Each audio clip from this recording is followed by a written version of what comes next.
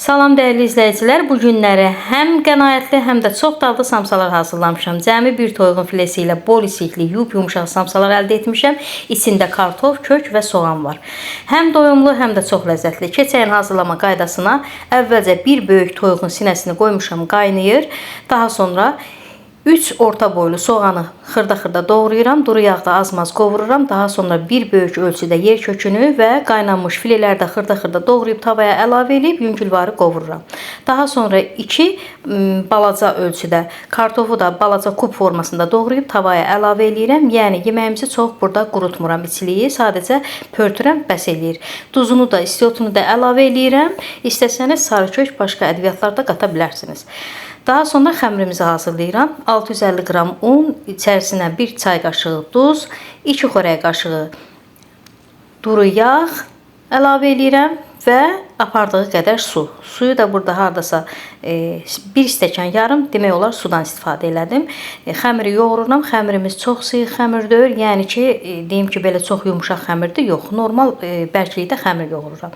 Hardasa xəmiri 5 dəqiqə, 10 dəqiqə gözlədirəm. Yəni uzun müddət gözlətməyə ehtiyac yoxdur, çünki tərkibində maya yoxdur.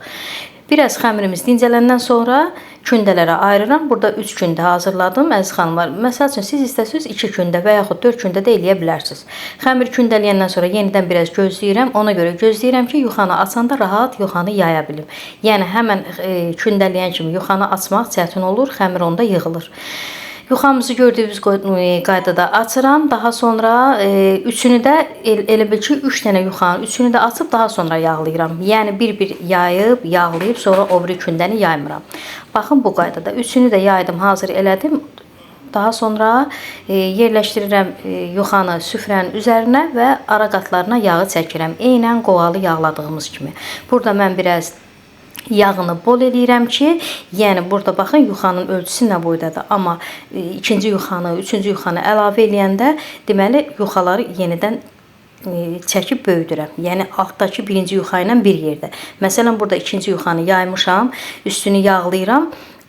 Təzədən üçüncü yuxanı üstünə atanda biraz da yuxaları çəkəcəm, dartacam. Yəni əvvəl gördüyünüz kimi necə yuxalar balacaydı, indi çəkdikcə baxın silikon süfrə boyda olur demək olar. Qəşəng nam-nazik yuxa olur bunların qatları, eynən qoğal xəmiri kimi. Yəni xəmir o qədər gözəldir ki, yəni xəmiri çox yoğurmuşam burada. Yəni burada yuxanı çəkdikcə nə qədər istəyirsən çəkməyə, böyütmək olur.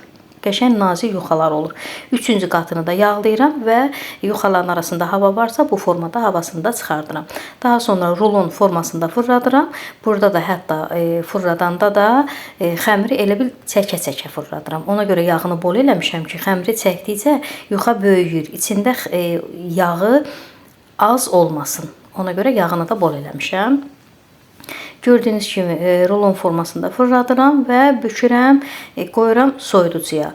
Mən burada soyuducuda çəkiliş olduğuna görə çox uzun müddət gözləmədim, amma heç olmasa 2 saat soyuducuda saxlasanız daha yaxşı olar. Yəni onda həm kəsmək, həm yaymaq sizin üçün daha rahat olar.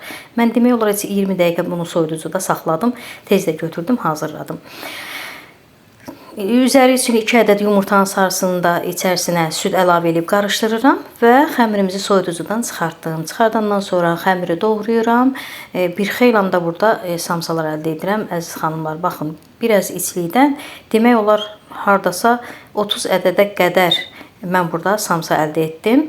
Xəmiri də kəsən kimi həmən yayıram. Burada samsaların xəmirini yayanda da çalışın kənar tərəflərindən, hər dairəvi formadırsa hər tərəfini kənarlara yayasınız. Belə adi yuxa kimi yaymayasınız. Onda samsaların qatı qəşəng bilinir də. Elə bil ki, qatları yaxşı açılır. 3 bucaq formasında bükürəm. İkinci dəfə yenidən göstərim sizə. Baxın, yaymaq qaydasını ki, burada yuxanın kənar hissələrinin hər tərəfini kənar tərəfə oxlovla ötürürəm. Kündəni ki, qatları yaxşı bilinsin. Yenə 3 bucaq formasında bükürəm. Forma olaraq sizin özünüzdən asılıdır. Şəkərbura formasında, badambura formasında, 3 bucaq formasında bükə bilərsiniz. Deməli, xəmirin burada yarısını üçbucaq formasında bükürəm, yarısını da badambura formasında bükürəm. Yəni sizə hansı rahatdır, yenə deyirəm, o qaydada da bükə bilərsiniz. İçiliyini də yığıram burada. Bir dolu xörək qaşığı, hətta biraz da artıq. İçliyi də sizin özünüzdən asılıdır. Nə qədər içlik istəyirsiniz, o qədər içlikdən yığa bilərsiniz.